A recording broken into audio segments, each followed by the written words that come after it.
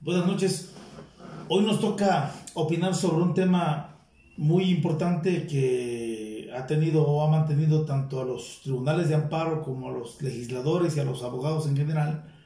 en constante controversia, que lo relativo a las facultades soberanas y discrecionales de los congresos locales y del Congreso Federal. Es por ello que es necesario puntualizar que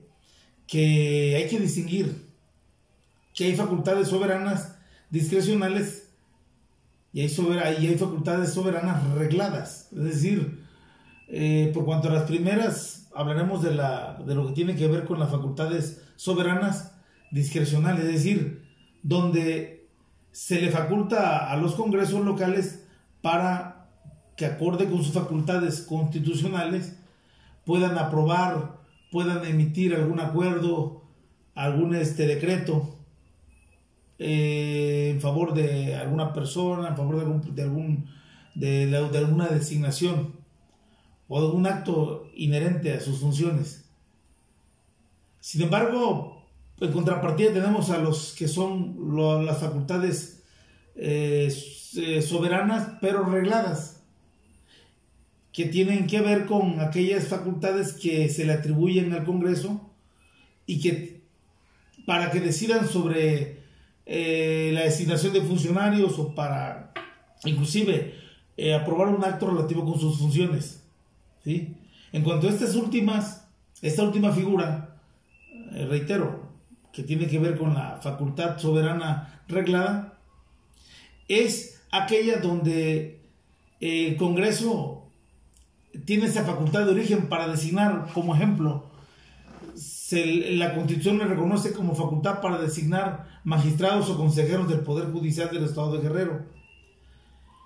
en cuyo caso el artículo 112 de la Constitución le reconoce como obligación para ello el lanzar convocatorias previo a decidir a qué funcionario va a designar para el cargo de magistrado o consejero. Esto implica que esas facultades, aun cuando sean soberanas, son regladas, es decir, no están sujetas a la decisión autónoma e independiente de los diputados, es decir, sin que tengan que cumplir algún requisito. En el caso, existe la regla o la obligación de que los diputados tengan que lanzar convocatoria previa para poder elegir dentro de esos aspirantes al que pueda, para poder designar a un magistrado del Poder Judicial del Estado de Guerrero o consejero, ¿sí? En cambio, cuando se trata de facultades soberanas discrecionales, en las que la intervención que tiene el Congreso nada más es aprobar o no aprobar una propuesta que haga el Ejecutivo del Estado, cuando éste tiene la facultad exclusiva de designar a un magistrado o a un consejero o algún otro titular de algún órgano autónomo conforme a la Constitución local del Estado de Guerrero, en cuyo caso quien tiene la obligación de cumplir con los requisitos para designar o proponer a un magistrado es el Ejecutivo, que en este caso tiene la obligación de que el profesionista propuesto cumpla con los principios de idoneidad, o sobre todo cumpla con los principios fundamentales que rigen la función judicial y sobre todo que cumpla con una carrera judicial, cuya única excepción también implica que puede designar a profesionistas de la rama del derecho que no trabajen o no laboren en el Poder Judicial, pero que por sus antecedentes lo merezcan, ¿sí? Por sus aportaciones también al orden jurídico merezcan esa designación. Por ello, hay que distinguir entonces que si el Ejecutivo es a quien le corresponde designar a un titular de órgano autónomo, a un magistrado o a un consejero de la judicatura en su caso, él tiene la obligación de cumplir como obligación de lanzar convocatoria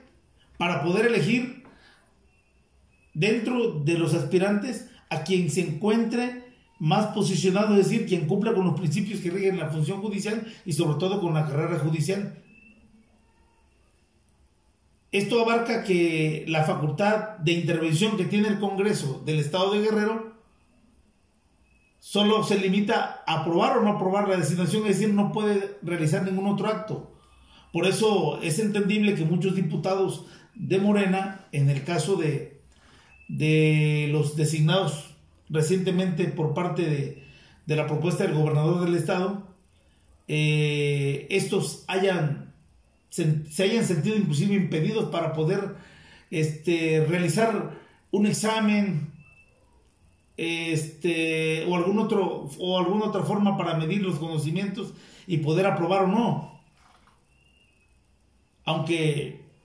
en la realidad de los hechos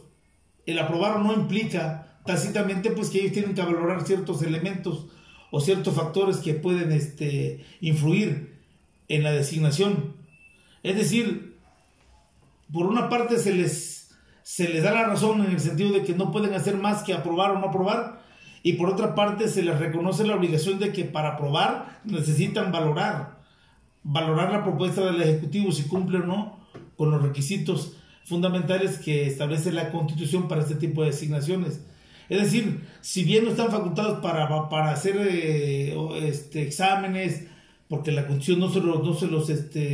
lo regula en ese sentido, estamos hablando de una atribución o facultad secundaria que solamente viene a convalidar o no la propuesta que haga el Ejecutivo. Y dentro de esa aprobación que en su caso haga el Congreso del Estado, pues estaría tácitamente incluida la facultad pues de valorar los aspectos que tomó en consideración el Ejecutivo para aprobar o no, porque el hecho de facultarlos para aprobar o no es un derecho que debe ser es una facultad, no un derecho, es una facultad que debe ser ejercida de manera responsable por la legislatura. Entonces, en este caso, si le reclamas a través de un amparo indirecto la determinación que asume el Congreso del Estado de Guerrero en la aprobación de la propuesta que haga el Ejecutivo, el amparo sería improcedente, puesto que no tienen ninguna obligación los diputados de cumplir con ciertos requisitos previos a aprobar o no una propuesta de esta naturaleza. Es decir, la Constitución no les señala requisitos o condiciones para que puedan ellos ejercer esa facultad. En cambio, cuando al Congreso se le reconoce la facultad de designar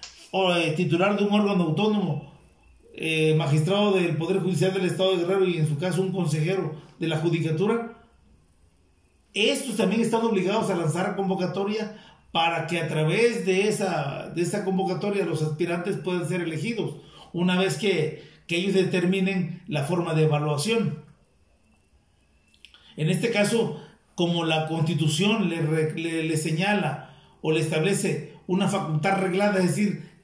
que debe estar sujeta a ciertas condiciones o requisitos, estamos hablando entonces de una facultad soberana, pero reglada, no discrecional, en cuyo caso el resultado que derive de esta determinación del Congreso sí puede ser sujeta a control constitucional. Es por ello que es importante distinguir por parte de los abogados, los juristas, entre una figura y otra, entre facultades soberanas discrecionales, facultades soberanas regladas, para poder establecer la procedencia en uno y otro caso del amparo indirecto ante el Poder Judicial de la Federación. Entonces, ese es mi tema, ese es mi comentario. Espero, sobre todo, leer sus comentarios, sus opiniones, a través de las publicaciones que hago de mis opiniones.